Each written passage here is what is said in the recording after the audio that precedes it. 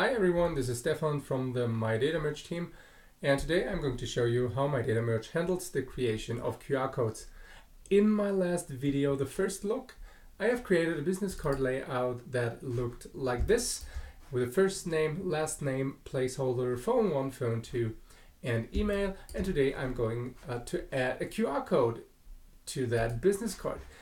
But first let's open the project. The project contains the whole setup, contains the links to the data source and the business card layout, and saves a lot of work to not do that all the time. Okay, so as you see, it's already set up. Let's switch back to our layout. Let's add a second page and let's add a QR code placeholder to the layout. Therefore, I add a text frame. It has to be square, otherwise MyDataMerge will not recognize it as a QR code frame. Let's add a placeholder. Let's give them colors. Let's say we have a light blue background color and we have a dark blue text color. And by coloring the frame, you tell MyDataMerge to create a QR code with a light blue background color and a dark blue foreground color. And that's all you need to do. Let's save it, and MyDataMerge will automatically recognize that the source file has been changed and requests an update. Then the placeholder QR code is added, and we'll find it at the very bottom. So to configure it, we just double click it, enter the editor, select replace with QR code,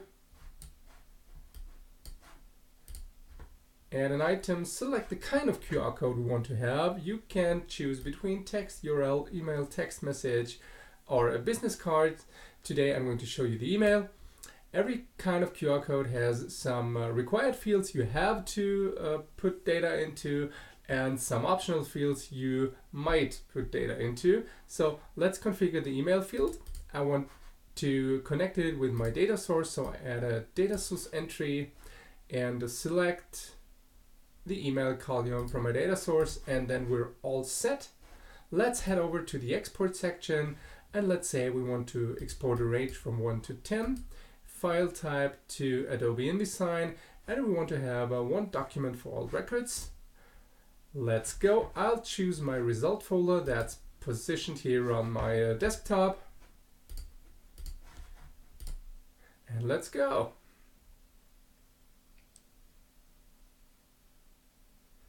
And a few seconds later, all work is done. We have a new document down here. And as you can see, we have the first page and the corresponding QR code in the right colors. We have the second page and the QR code, and so on. MyDataMerge has a few different ways of creating QR codes.